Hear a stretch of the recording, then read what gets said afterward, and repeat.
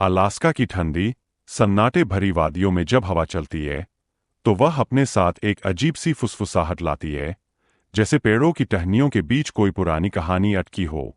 वहां के लोग कहते हैं, नदी कभी झूठ नहीं बोलती, बस देर से बोलती है। और यही बात सुसटना नदी पर भी लागू होती है, जिसने 7 लंबे सालों तक एक राज अपने भीतर दबाए रखा, जैसे किसी ने उसके दिल में पत्थर बांधकर कोई सच्चाई डुबो दी हो। सालों तक जेसिका लॉसन का नाम बस एक लापता पर्यटक की फाइल में दर्ज रहा। कोई साजिश नहीं, कोई शोर नहीं, बस एक शांत गायब हो जाना। उसके परिवार को यही बताया गया था कि शायद वह सुसटना की तेज धारा में बह गई होगी। लेकिन क्या सच इतना आसान होता है? शायद नहीं। अप्रैल के महीने की बात है, जब बर्फ पिघलने लगी थी। पहाड़ों से आने वाला पानी गड़गड़ाहट के साथ नदी में उतर रहा था और सुसटना अपने पुराने रास्तों को तोड़ते हुए नई राह बना रही थी। उसी वक्त तालकीतना के 2 स्थानीय मछुआरे, मार्क और एरिक, अपनी नाव लेकर नए बने तट की ओर निकल पड़े। उनका मकसद सिर्फ मछली पकड़ना था, पर किस्मत उन्हें उस जगह ले जा रही थी जहां एक 7 साल पुराना रहस्य दफन था। धीरे धीरे नाव किनारे लगी। हवा में ठंडक थी, पर सूरज की किरणें अब पिघली बर्फ पर चमक रही थीं। मार्क ने नाव की पतवार को गीली रेत में रोका और किनारे पर कुछ चमकता हुआ देखा। पहले तो लगा कि कोई हड्डी है, शायद किसी जानवर की। लेकिन जब उसने पास जाकर लकड़ी की छड़ी से मिट्टी हटाई, तो नीचे से कुछ ऐसा निकला जिसने दोनों का खून जमा दिया। वो एक जूता था, मजबूत हाइकिंग बूट, जिससे अभी भी पिंडली की हड्डी जुड़ी थी। दोनों मछुआरे पीछे हट गए। कुछ देर तक वे बस खामोश खड़े रहे, हवा जैसे अचानक रुक गई हो। फिर मार्क ने कांपती आवाज में कहा, यह आदमी नहीं, औरत है। वे तुरंत पुलिस को बुलाने के लिए रेडियो पर संदेश भेजने लगे। कुछ ही घंटों में सुसटना का किनारा एक जांच स्थल में बदल गया। फॉरेंसिक टीम, राज्य पुलिस, रेंजर्स सभी पहुंचे। धीरे धीरे मिट्टी और कंकड़ों की परत हटाई गई और हर इंच साफ होने के साथ एक भयावह तस्वीर बनती चली गई। नदी की तलहटी में 7 साल से दबी उस देह को जैसे पानी ने अपनी गोद में छुपा कर रखा था। लेकिन इस बार बर्फ और तेज धारा ने उसे बाहर निकाल फेंका, और जब पूरा कंकाल निकाला गया तो सभी संदेह मिट गए। यह कोई हादसा नहीं था। दोनों टखनों से एक पुरानी पर्वतारोहण की रस्सी कसकर बंधी हुई थी और उसके सिरों पर चिकने नदी के 2 भारी पत्थर लटके थे।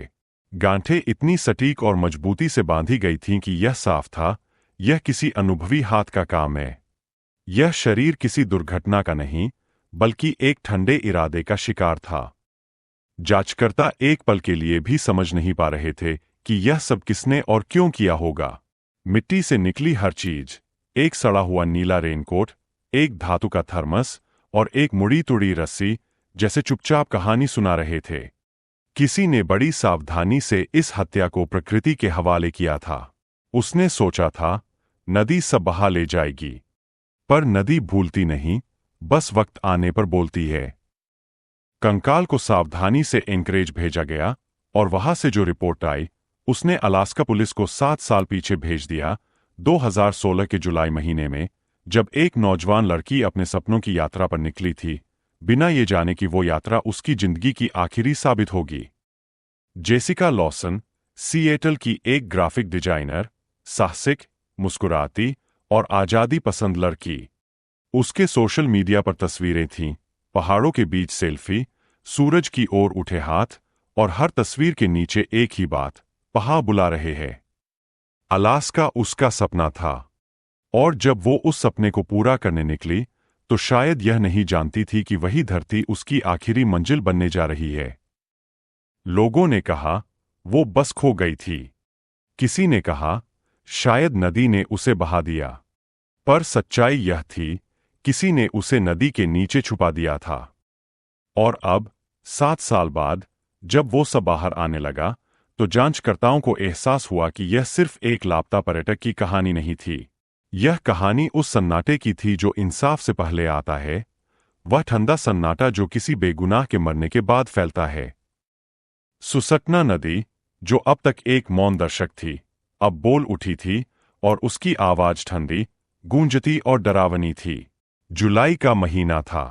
अलास्का की वादियों में सूरज देर से ढलता है और रात बहुत छोटी होती है। हवा में ठंडक थी, पर दिन की धूप तेज। यही मौसम वहां के यात्रियों को सबसे ज्यादा पसंद आता है। यही वो समय था जब सिएटल की 27 वर्ष की जेसिका लॉसन ने अपनी बहुप्रतीक्षित यात्रा शुरू की थी। वो महीनों से इस सफर की तैयारी कर रही थी। उसके दोस्तों को याद है, जब भी वो किसी से मिलती, अलास्का का जिक्र जरूर करती। सोचो, बर्फ से ढके पहाड़, नदी की आवाज और सिर्फ मैं, वह हंसकर कहती थी। उसके चेहरे पर आत्मविश्वास साफ झलकता था। वह फिट थी, समझदार थी और अकेली यात्रा का अनुभव रखती थी। उसने डेनाली नेशनल पार्क के नक्शे खरीदे, अपने उपकरणों की चेकलिस्ट बनाई, tent, sleeping bag, hiking boot, water filter और एक सैटेलाइट फोन ताकि आपातकाल में संपर्क किया जा सके। उसकी योजना बहुत सरल थी। कार से तालकीतना शहर पहुंचना, वहां वाहन पार्क करना और सुसटना नदी के किनारे कई दिन की अकेली पैदल यात्रा पर निकलना। उसने अपने माता पिता और दोस्तों को संदेश भेजा था, मैं 5 दिन बाद संपर्क करूंगी। ये वही नियम था जो कोई भी अकेला हाइकर अपनाता है। 4 जुलाई की सुबह वह तालकीतना के रास्ते में थी। रास्ते में उसने छोटे कस्बों के बीच रुककर कॉफी पी, तस्वीरें लीं और अपने कैमरे में खुद की मुस्कुराती झलक कैद की। वही मुस्कुराहट आखिरी बार तस्वीर में देखी गई थी। तालकीतना पहुंचने से पहले उसने एक पेट्रोल स्टेशन पर गाड़ी रोकी। एक निगरानी कैमरे ने उसका हर पल रिकॉर्ड किया। वो अपनी नीली एसयूवी से बाहर निकली, पेट्रोल भरा, दुकान से पानी और एक एनर्जी बार खरीदा। और फिर वही दृश्य आया जिसने आने वाले 7 सालों तक पुलिस को परेशान रखा। एक अजनबी आदमी काले पुराने पिकअप ट्रक से उतरकर उसके पास आता है। वह लंबा था, साधारण कपड़े पहने हुए, फ्लैनल शर्ट, जीन्स और टोपी। दोनों कुछ मिनट बात करते हैं। कोई झगड़ा नहीं, कोई असहजता नहीं, बस सामान्य बातचीत, जैसे कोई रास्ता पूछ रहा हो। वह आदमी हाथ से सड़क की दिशा दिखाता है, शायद रास्ता बता रहा था। जेसिका मुस्कुराती है, सिर हिलाती है और फिर अपनी गाड़ी में बैठकर पार्क की ओर निकल जाती है। वो आखिरी बार जिंदा देखी गई थी। अगले 2 दिन कोई हलचल नहीं हुई। तीसरे दिन डेनाली पार्क के रेंजर्स ने गश्त के दौरान उसका तंबू देखा। तंबू सुसटना नदी से लगभग 400 गज की दूरी पर, हवा और पानी दोनों से सुरक्षित जगह पर लगाया गया था। सब कुछ ठीक लग रहा था। तंबू खुला नहीं था, स्लीपिंग बैग ठीक से बिछा था, उसके पास बैकपैक, बटुआ और सैटेलाइट फोन रखा था। खाना अछूता था, बूट दरवाजे के पास साफ और सूखे रखे थे। ऐसा लग रहा था जैसे वो थोड़ी देर के लिए बाहर गई हो, शायद पानी भरने या आसपास टहलने, और जल्द लौटने वाली हो। रेंजर्स ने एक नोट छोड़ा, जेसिका, जब लौटो तो हमसे संपर्क करना। वे आगे बढ़ गए, पर जब एक दिन बीता और नोट जस का तस रहा, चिंता शुरू हुई। 5वें दिन खोज अभियान शुरू हुआ। हेलीकॉप्टर उड़ने लगे। कुत्तों के साथ खोज टीम ने नदी के किनारे तक सूंघा। गंध तंबू से निकलकर सीधे पानी तक जाती थी और वही खत्म हो जाती थी। कोई संघर्ष नहीं, कोई सामान बिखरा नहीं। सब कुछ इतना शांत कि जैसे किसी ने सब कुछ योजनाबद्ध किया हो। हली धारणा, दुर्घटना। सुसटना नदी अपनी तेज धारा और ठंडे पानी के लिए जानी जाती है। कई बार अनुभवी लोग भी उसमें फिसलकर बह जाते हैं। लेकिन जेसिका जैसी सावधान और अनुभवी हाइकर से ऐसी गलती की उम्मीद कम थी। फिर भी पुलिस ने यही मान लिया। दूसरी संभावना, जानवरों का हमला। यह क्षेत्र ग्रिजली भालुओं और जंगली जानवरों से भरा है। लेकिन न तो तंबू के आसपास पंजों के निशान थे, न किसी खींचतान के सबूत। और खाना अछूता था, जो किसी भालू की उपस्थिति में असंभव है। यह सिद्धांत भी जल्द ही खारिज हो गया। तीसरी संभावना बची, किसी इंसान का हाथ। तालकीतना में हर उस व्यक्ति से पूछताछ हुई जिसने उसे देखा था। पेट्रोल पंप का कैशियर बोला, हाँ, एक आदमी उसके पास आया था, पर दोनों बहुत सामान्य दिख रहे थे। सीसीटीवी फुटेज में वही काला पिकअप ट्रक नजर आया, लेकिन नंबर प्लेट धुंधली थी। पुलिस ने पूरे राज्य में ऐसे सभी ट्रकों की तलाश की। अलास्का में ऐसे हजारों वाहन हैं, यह मानो घास के ढेर में सुई ढूंढने जैसा था। दिन हफ्तों में और हफ्ते महीनों में बदल गए। खोज बंद हो गई। स्वयंसेवक लौट गए। केवल जांचकर्ताओं का एक छोटा समूह समय समय पर केस फाइल खोलता, फिर वापस रख देता। समय बीत गया और केस को कोल्ड केस का नाम दे दिया गया। जेसिका के परिवार के लिए यह वर्षों की पीड़ा बन गया। उसकी मां हर दिन उसके पुराने कैमरे की तस्वीरें देखती, उसके पिता घर के बाहर उसकी बाइक को वैसे ही खड़ी रखते जैसे वो कभी लौट आएगी। 7 सालों तक उन्होंने यह मानने से इनकार किया कि वह अब नहीं रही, पर धीरे धीरे उम्मीद बुझने लगी। फिर आया 2023 का वसंत। अलास्का में उस साल सर्दी बहुत कठोर थी और बर्फ असामान्य रूप से जमी रही। लेकिन मार्च के अंत में तापमान अचानक बढ़ा और पहाड़ों की बर्फ पिघलने लगी। नदियों का स्तर बढ़ गया और सुसटना अपने किनारे तोड़ने लगी। बर्फ के बड़े टुकड़े गड़गड़ाहट के साथ नीचे की ओर बह रहे थे। धरती हिलती हुई लग रही थी, जैसे प्रकृति अपने अंदर कुछ बदल रही हो। अप्रैल के अंत में, जब बर्फ लगभग खत्म हो चुकी थी, 2 स्थानीय लोग, मछुआरे मार्क और एरिक, नाव लेकर नदी के नए बने किनारों की खोज में निकले। एक जगह तेज धारा ने पुराने किनारे को काट दिया था और मिट्टी की नई परत खुल गई थी। वहीं उन्होंने देखा, गीली रेत से कुछ सफेद सा बाहर निकला हुआ है। पहले सोचा किसी जानवर की हड्डी होगी, लेकिन जब मार्क ने अपनी पतवार से मिट्टी हटाई तो नीचे से जूते का हिस्सा दिखा। वो घबराए, फिर पास गए और देखा, एक मजबूत हाइकिंग बूट जिसमें पिंडली की हड्डी फंसी थी। उन्हें समझ आ गया, यह इंसान का अवशेष है। उन्होंने तुरंत पुलिस को सूचित किया।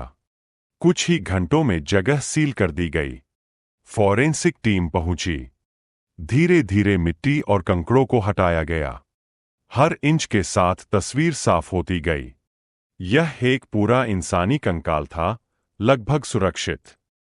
शरीर की स्थिति देखकर साफ था कि यह नदी में बहा नहीं था, बल्कि जानबूझकर दबाया गया था। टखनों से मोटी रस्सी बंधी हुई थी और सिरों पर 2 बड़े चिकने पत्थर। गांठें बहुत कसकर बंधी थीं, जैसे किसी को पता हो कि कैसे बांधना है ताकि शरीर कभी ऊपर न आए। 7 साल तक यह कंकाल नदी की तलहटी में पड़ा रहा, मिट्टी और कंकड़ों के नीचे दबा हुआ। नदी ने जैसे खुद उसके लिए एक कब्र बना दी थी।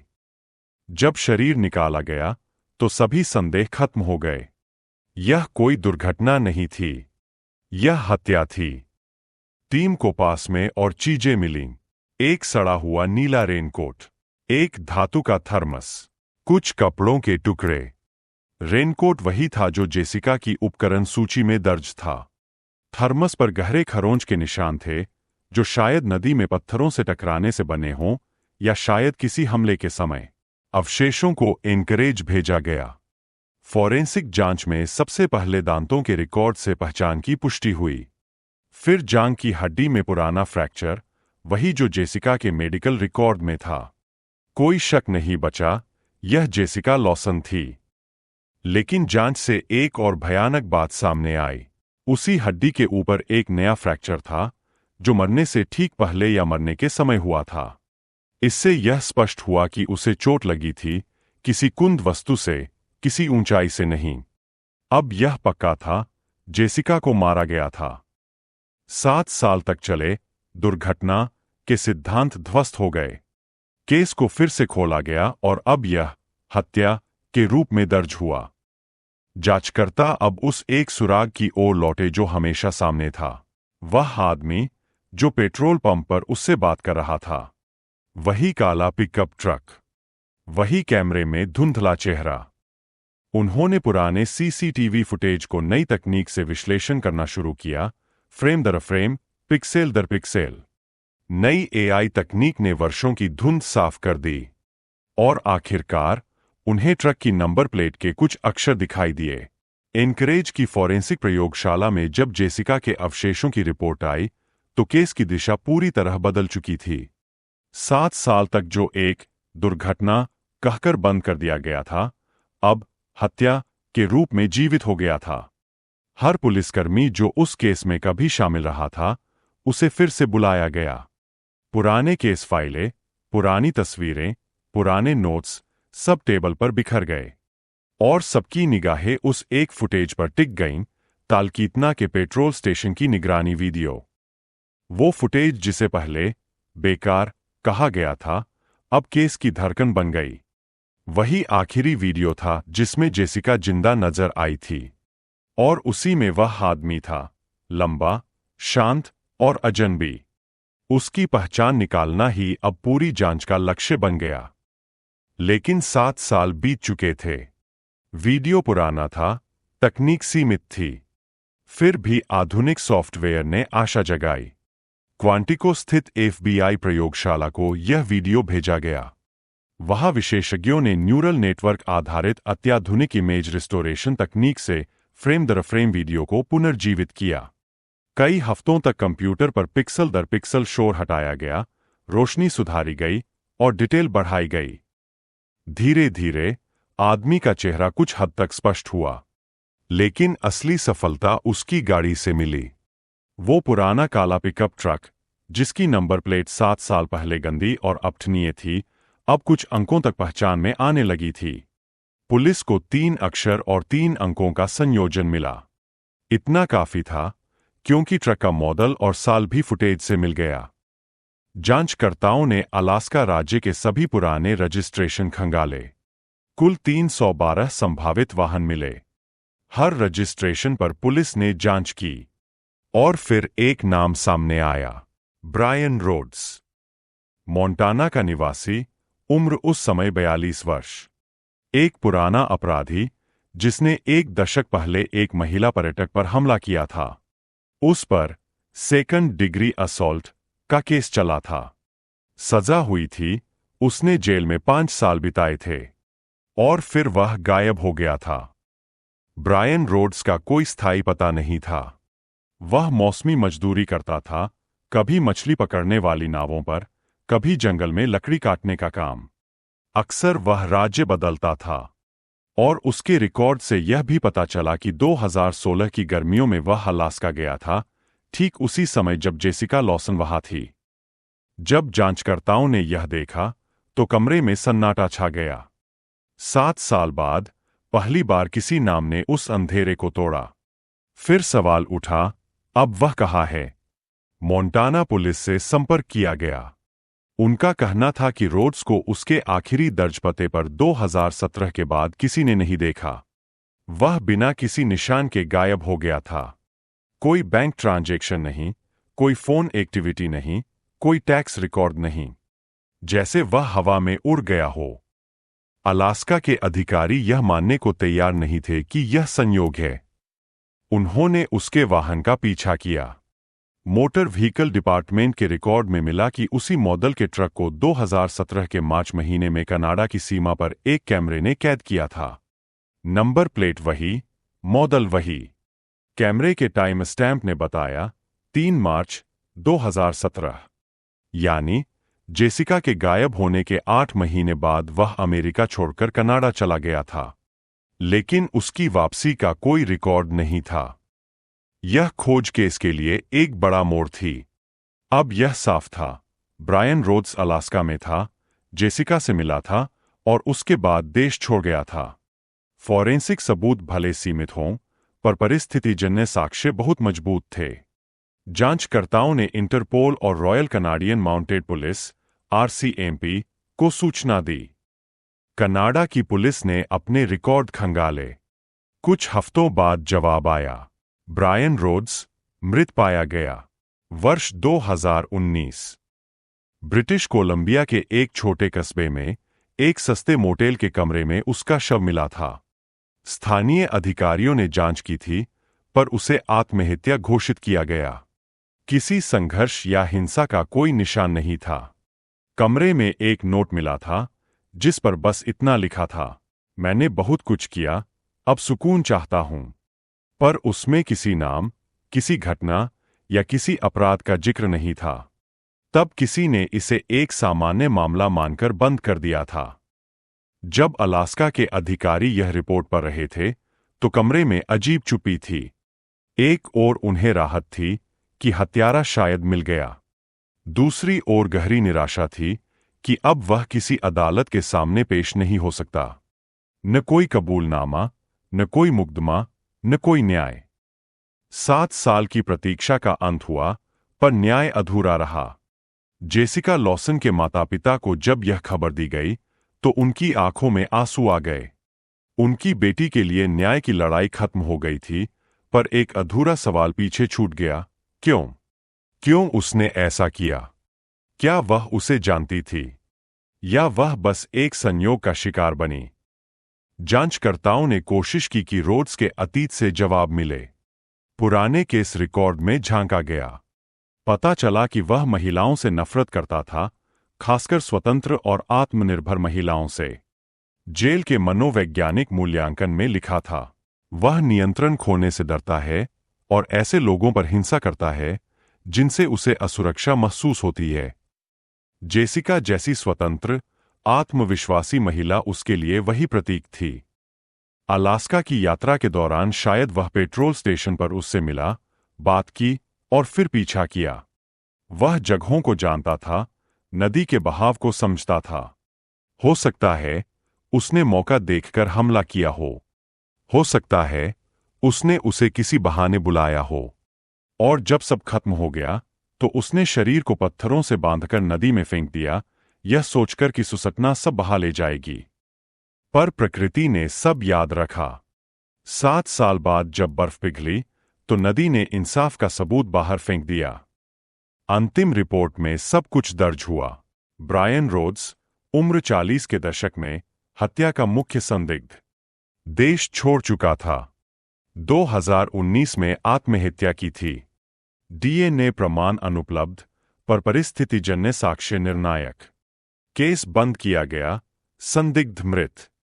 लेकिन केस के कागज बंद होने से ज्यादा गहरा असर समाज पर पड़ा। अलास्का के छोटे शहरों में, खासकर यात्रियों के बीच, यह कहानी अब एक चेतावनी बन गई। हर पेट्रोल स्टेशन, हर यात्रा ब्लॉग, हर ट्रैवल फोरम पर यही बात लिखी जाने लगी। अगर अकेले यात्रा करें, तो किसी अजनबी से बात न करें, अपनी योजनाएं साझा करें, और हमेशा सतर्क रहें। जेसिका की याद में तालकीतना के बाहरी इलाके में एक छोटा सा पत्थर लगाया गया।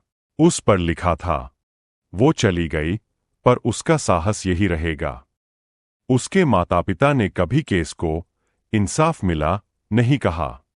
वे बस यह कहते हैं, कम से कम हमें अब पता है कि वो कहाँ है।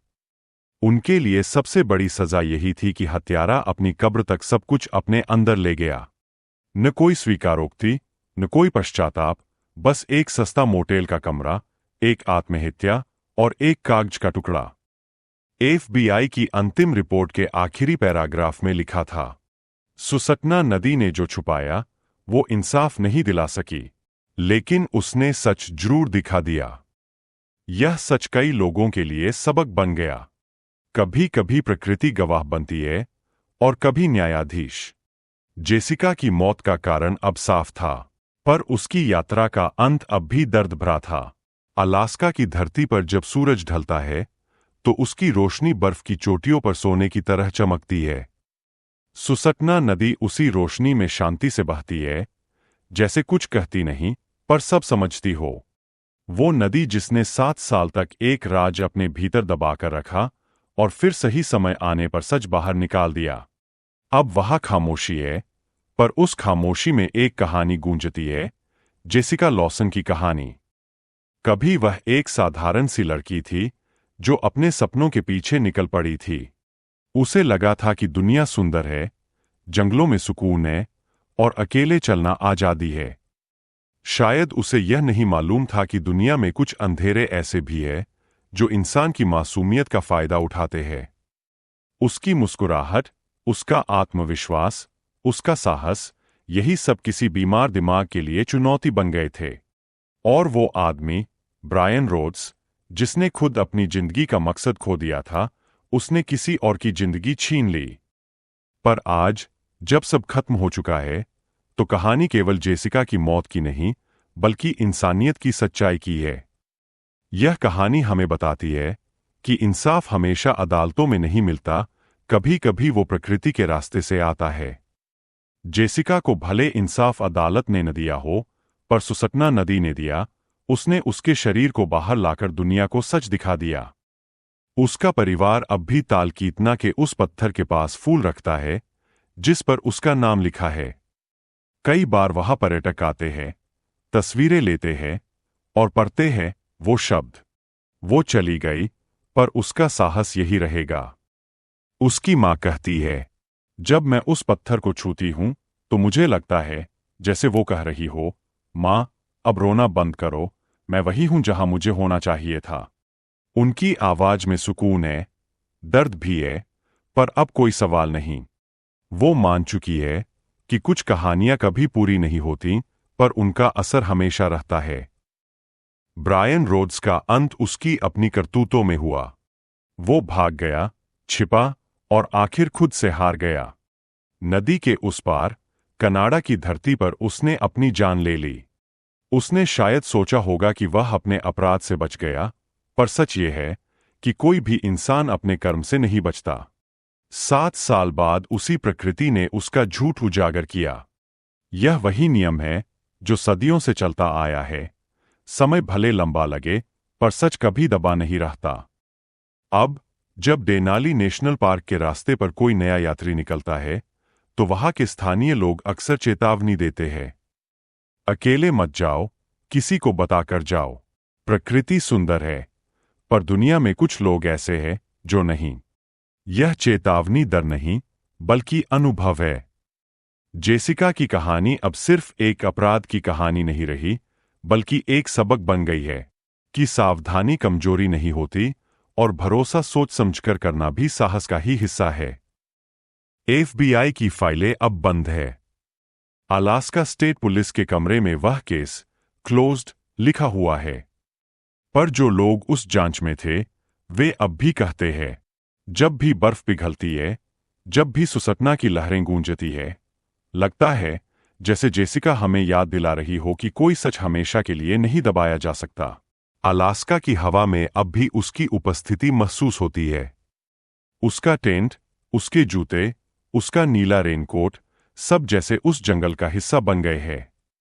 जो यात्री वहां जाते हैं, वे अक्सर कहते हैं कि सुसटना नदी की आवाज में एक मानवीय स्वर है, जैसे कोई लड़की धीरे से कह रही हो, मैं डरती नहीं थी, मैं बस यकीन करती थी।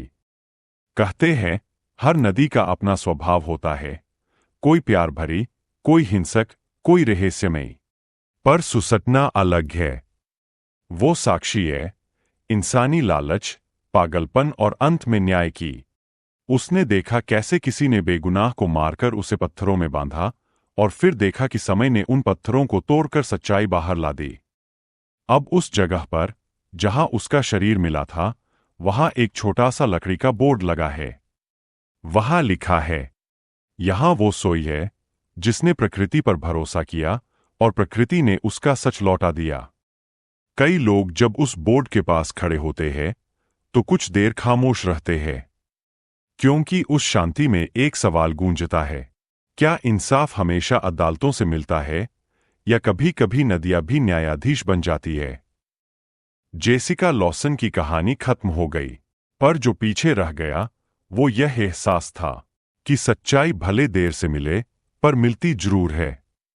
किसी बर्फ की परत के नीचे, किसी नदी की तलहटी में, या किसी पत्थर पर खुदे हुए नाम के नीचे, कहीं न कहीं सच अपनी जगह तलाश ही लेता है। और जब अलास्का की हवाएं रात के सन्नाटे में बहती है, तो सुसटना की लहरें धीरे से कहती है, मैंने देखा था सब कुछ, और मैंने लौटा दिया। अब वो चैन से सो सकती है। दोस्तों, जेसिका लॉसन अब हमारे बीच नहीं है, लेकिन उसकी कहानी हमें याद दिलाती है कि सच्चाई चाहे जितनी गहराई में क्यों न दबी हो, वक्त उसे जरूर उजागर करता है। अगर इस कहानी ने आपके दिल को छुआ, तो इसे शेयर कीजिए ताकि कोई और भी समझ सके कि सावधानी और इंसाफ दोनों कितने जरूरी है। और हाँ, ऐसे ही सच्चे किस्से, ऐसी अनकही कहानियां आप तक पहुंचाने के लिए चैनल को सब्सक्राइब जरूर कीजिए।